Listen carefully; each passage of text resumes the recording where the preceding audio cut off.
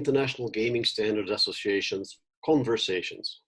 The GSA conversations are just that. They are a conversation between various gaming industry professionals discussing a specific topic. They're intended to be informative and to generate questions. I'm Peter de Raad, IGSA's president, and we have with us Mark Pace, managing director of GSA Europe. Today's conversation topic is a continuing conversation about one of GSA standards which can be of significant value to suppliers. That is the Game to System or G2S standard. We will be discussing why would I implement G2S. GSA will also be hosting a 1-hour Zoom session with a Q&A on how G2S can boost product sales for suppliers. But right now, let's discuss why would I want to implement G2S as a supplier. Mark, it seems that over your career in the gaming industry, you've lived 3 lives, right? First as an operator with Harris Entertainment, then as a supplier with WMS Gaming, and now as a standards evangelist with GSA. It's been interesting. I've learned a lot, and it seems that there's still so much to learn as the industry continues to evolve. So I thought, given your background, Mark, we could have an interesting conversation about why suppliers should consider implementing G2S. Sounds good. Okay, one of our other conversations, we talked about the benefits of G2S for operators and for regulators. Lots of benefits, but as we also said, the suppliers have to implement it into their devices first in order to actually offer those benefits to the industry. So what's in it for them? Well, I think first we need to acknowledge that suppliers don't have unlimited resources. Their engineering staffs don't have unlimited bandwidth, and the amount of time it takes to develop, to test, and submit a product for approval, it's quite long. So obviously, decisions related to what to spend those resources and time on are really driven by market demand and the return on that investment. Okay, I understand that. But isn't there money to be made if suppliers implement G2S? Sure, the short answer is yes. There obviously are revenue generating opportunities, but maybe a more complete answer is that there are a lot of nuances that have to be evaluated. All right, explain, Mark, please. Okay, so let's start with the fact that from a slot machine perspective, right, suppliers are selling 2 things. They're selling the cabinet and the game theme or the content. Those really are the 2 products that the consumers, the players see. So players vote by placing wagers based on the cabinets that attract them and make their gaming experience comfortable, and obviously by the content that they find entertaining and which gives them a decent shot to win. Yeah, these cabinets these days seem to have more and bigger monitors, right, with incredible resolution, and their designs are quite ergonomical. That's very true, and I guess the point I'm trying to make is that the bulk of the supplier's focus is going to be on creating products that the ultimate consumer, the player, is going to want to play, and which in turn will be profitable for the operators. Okay, that makes sense. So I guess the decision to divert resources to develop G2S really have to result in opening up new markets where the supplier can sell product. But as we discussed in a previous conversation, markets that require G2S exist. In North America, for example, you have the Canadian VLT site in Illinois, you have the route market in Europe, you have Austria, and Finland, and Greece. Sure, and as more regulators and operators learn about the benefits of G2S in terms of availability of data, transparency, security, hands-free automated tasks, there's a whole bunch of stuff, but I think the more we'll start to ask, if not mandate for it. Okay, so suppliers aren't going to just implement G2S without having a business case. That makes sense. That's understandable. What else do suppliers take in consideration? Well, I think that there's another issue, right? The whole casino management system and SMIB issue.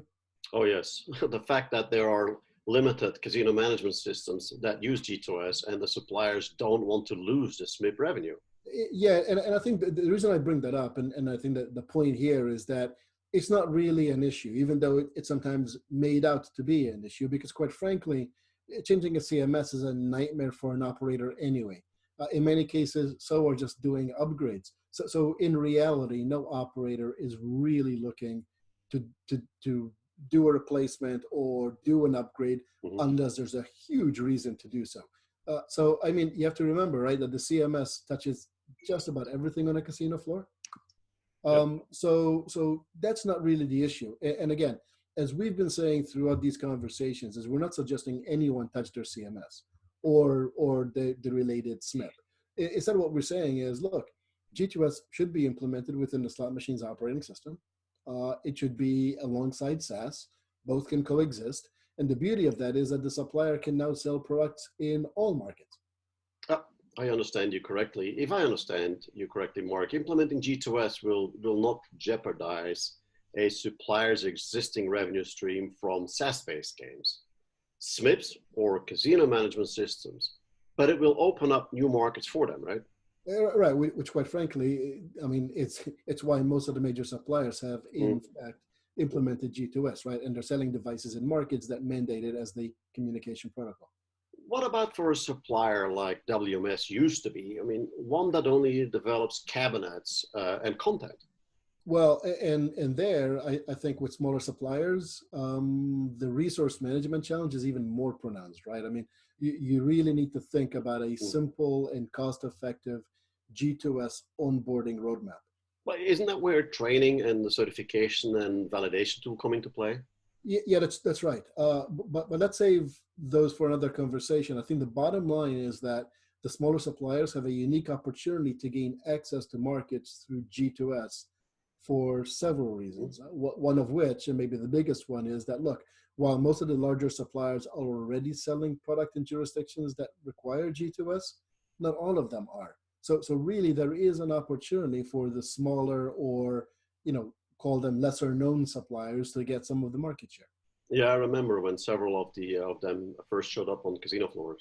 Right, and as we saw, right, across markets in North America, operators are willing to buy 4 or 6 units from a smaller supplier to diversify their casino floor offering.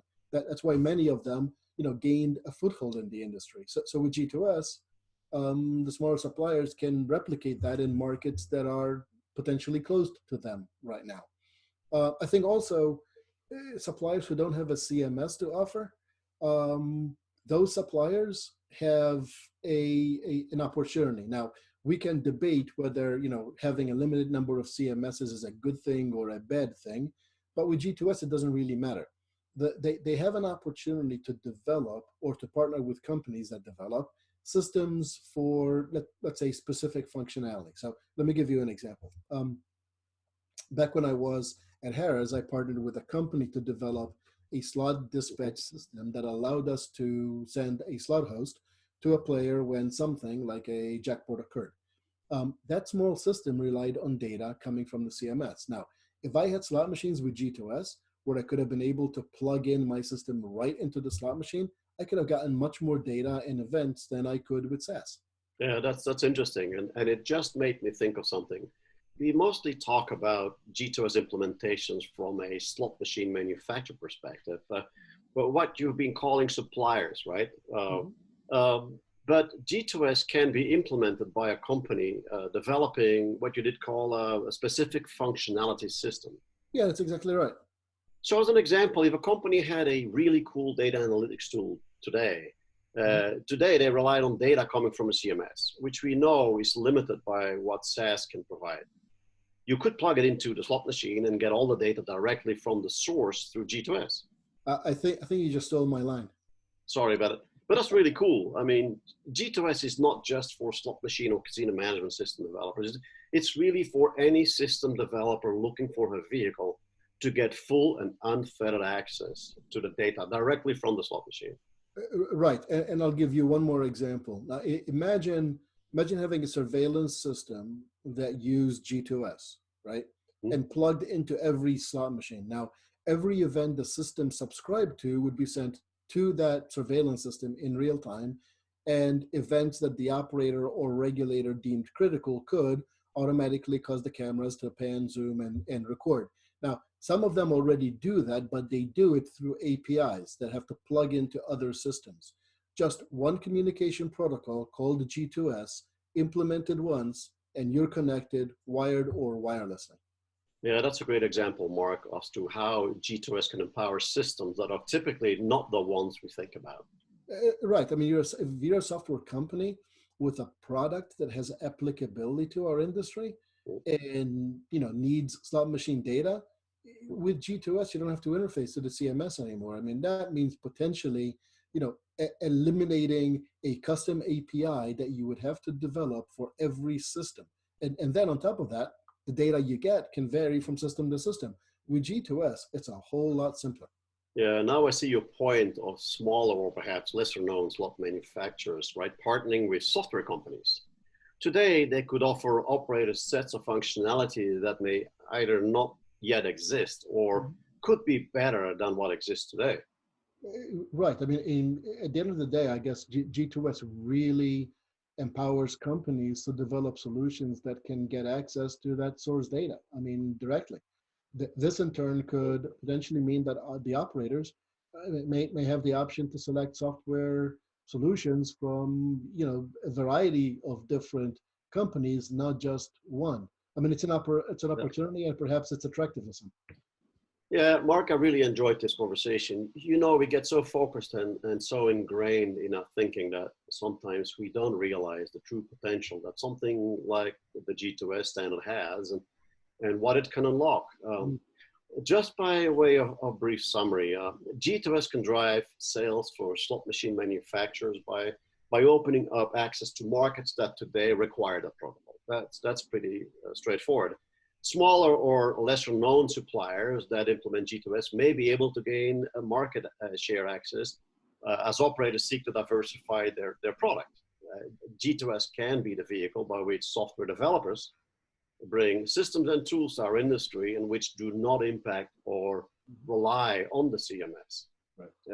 And operators don't have to worry about changing or upgrading their CMS, but with G2S enabled gaming devices, they may have broader options that could result in cost savings and revenue gains. Yeah, I think that's right. And maybe we'll talk about the training and the G2S tools in the next conversation. Yeah, okay, Mark, we shall. Thank you for participating. And to our audience, thank you for listening. Please send us your questions and comments by contacting us. And information on doing so can be found on our website, igsa.org. And until the next conversation, thank you. Thank you.